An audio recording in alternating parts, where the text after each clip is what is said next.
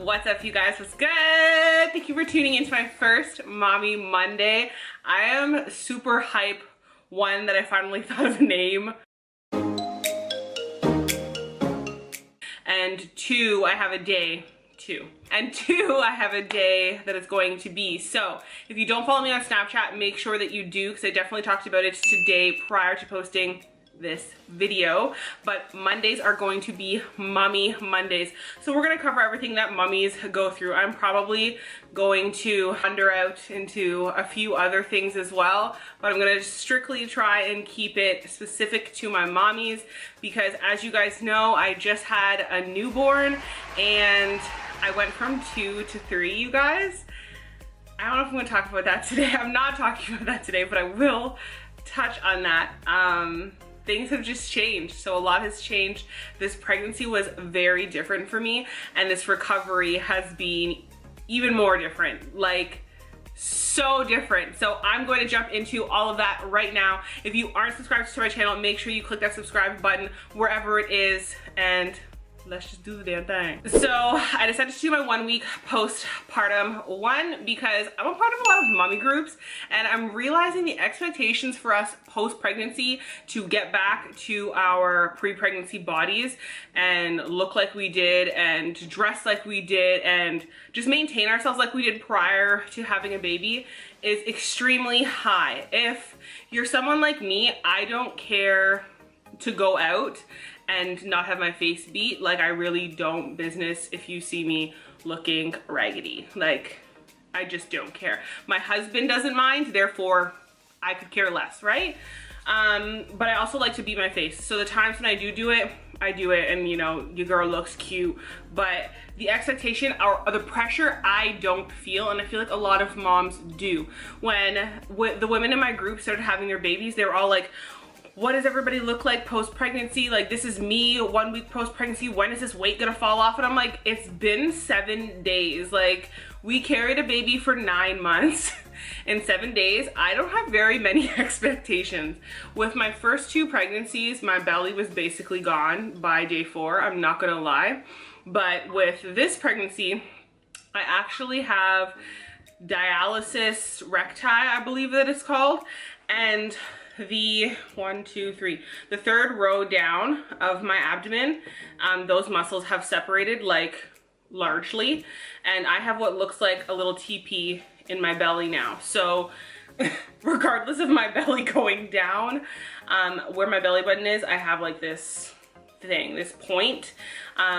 If you watched my baby's first checkup, you know that my midwife and I actually discussed that because it was something I was really concerned about. When I looked it up online, it said that it can go one of 2 ways. It either rectifies itself, which is what my midwife recommended, or you have to get it surgically fixed, and that is terrifying to me. Like, I'm not going under the knife to fix anything. So she let me know that because this is my first time this happening, I should be healing okay. So I hope that this TP on my belly goes down, because it's not the wave. I'm not gonna lie, I was hoping that by 4 weeks I'd be able to be looking cute, but I might have to rock a Spanx. And I don't even know if that's gonna hold down this TP, because it's very real. I will actually show it to you guys at the end of the video if I'm feeling brave enough, but you'll definitely get belly shots, so you'll be able to kind of see it anyway. So stay tuned if you're wondering why my belly is shaped like a triangle.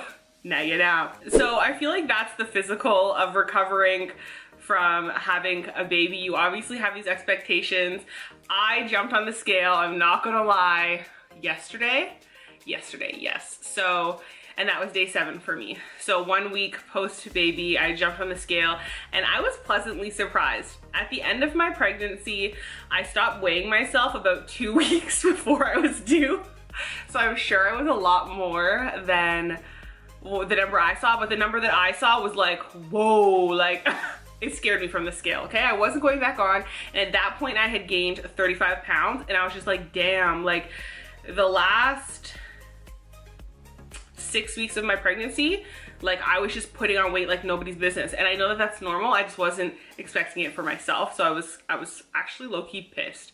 I went from having like gaining 20 pounds and staying at just 20 pounds to just like weight coming on every day. And I was like, this is whack. So I gained 35 pounds that I knew of at the end of my pregnancy.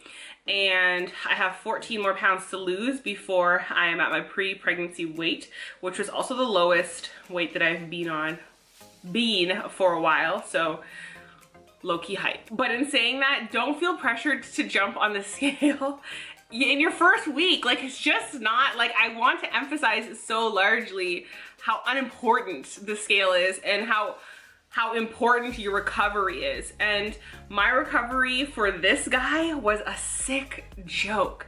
Mind you, I didn't have the cramping that I thought I was going to have. So if you haven't heard of post-pregnancy cramping, it is like worse than labor. It's worse than labor.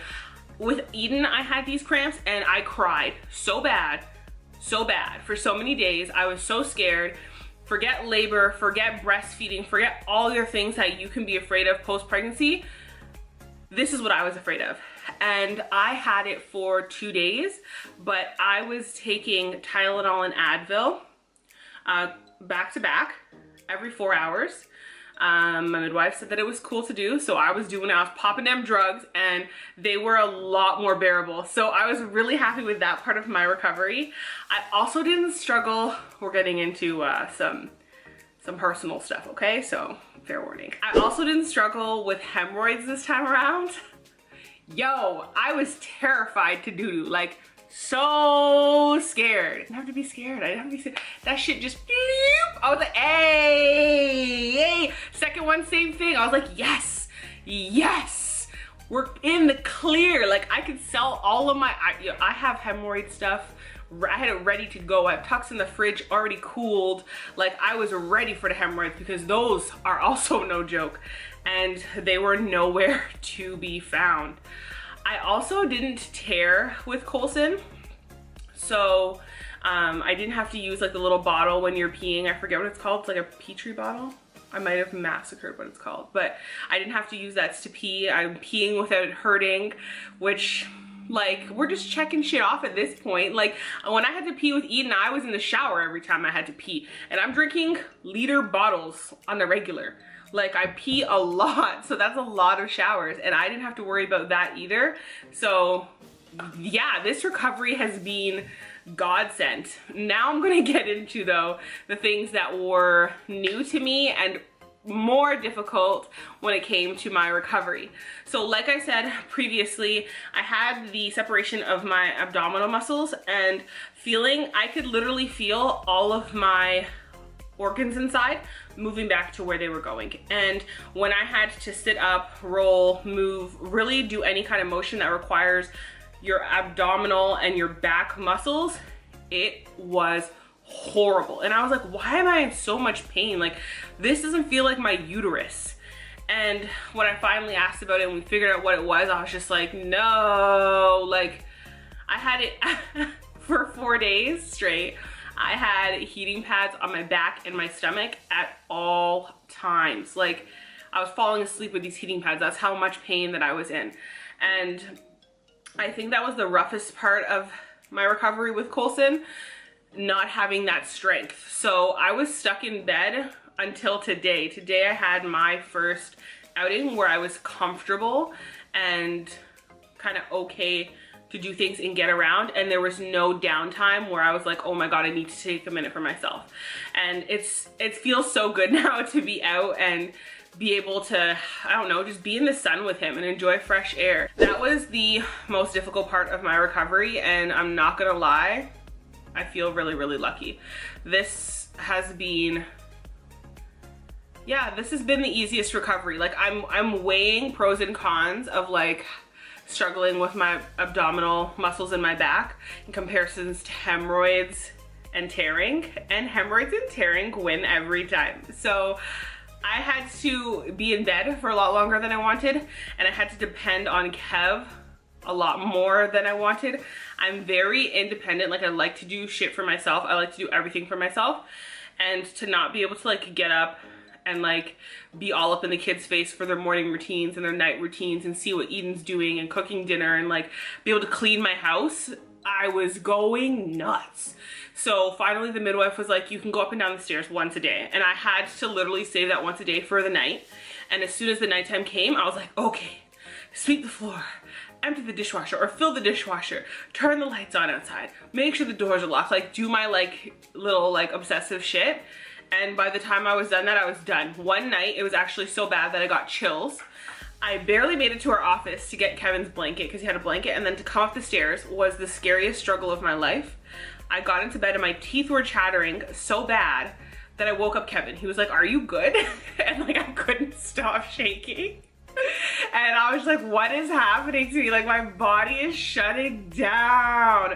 But again, not as bad as hemorrhoids and tearing. Anyways, I've blabbed for long enough.